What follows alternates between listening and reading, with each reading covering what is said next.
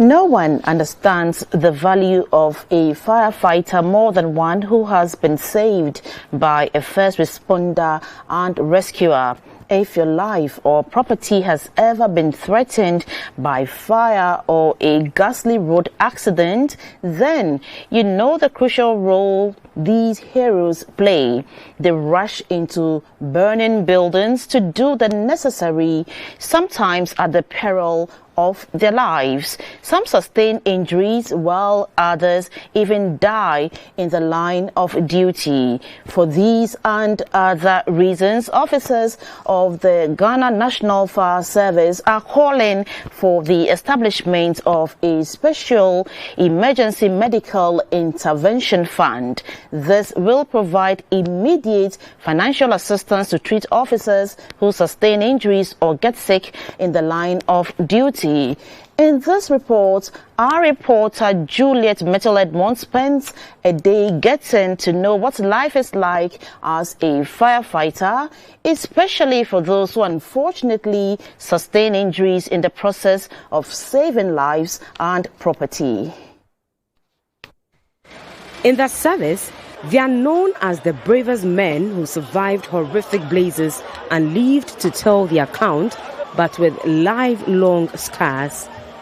Just like the rest of us, a fireman's day begins like any other normal day with a hope to do what one does best. Without knowing when an emergency call may come through, our fireman and his buddies get ready for a possible rescue mission.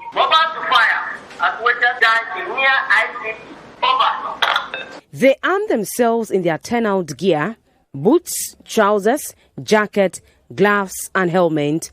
Now, the team is ready to step out. While we wait for what the day would shape out to be, I try to get to know these men in a bit better. I was shocked at a point when the firemen narrated how they were involved in an accident and their recovery process. As we were about to try to organize, all we heard was the sound. Boom! Then I can see my crewmen, everybody scattered. Someone in the gutter. In fact, I fell in the gutter. Everybody was hit badly. All that I remember that I was in the Gapo hospital. And there was this distress call, an accident on the motorway, which we proceeded. When we were going, 207 bus crossed us, and then we suffered an accident. My kneecaps medically was broken. I was hanged both my legs and I couldn't lie at my back, because when you lie on the saw too, it doesn't heal. Honestly speaking, it is not easy.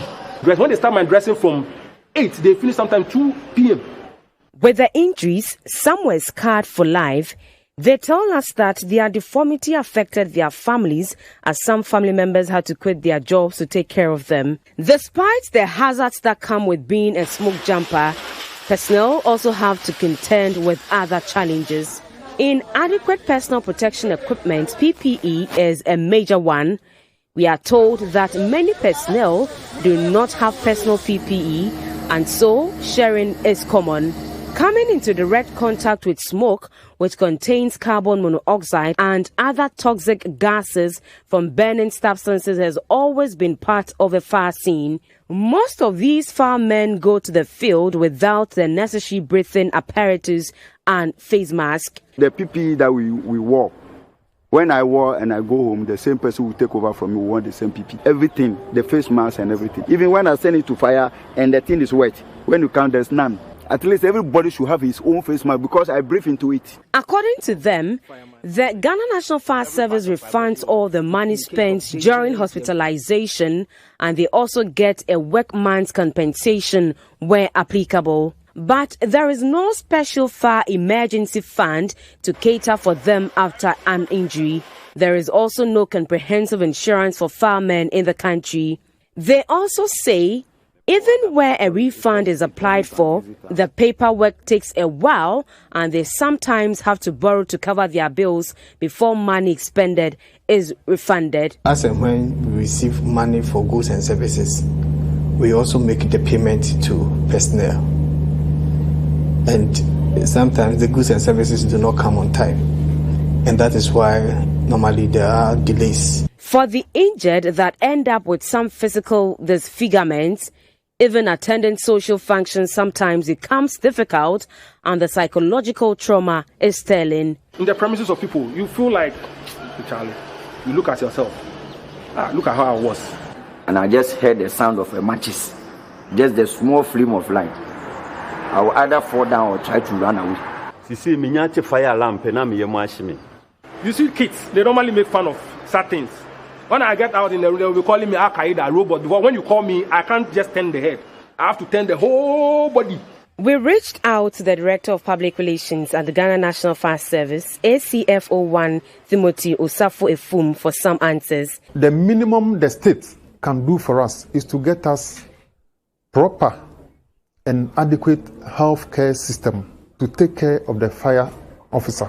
Situations have arisen where in the line of duty, officers are hurt. You send them to hospital and they expect you to pay before they take care of the officer who is injured. The safety of every fireman matters.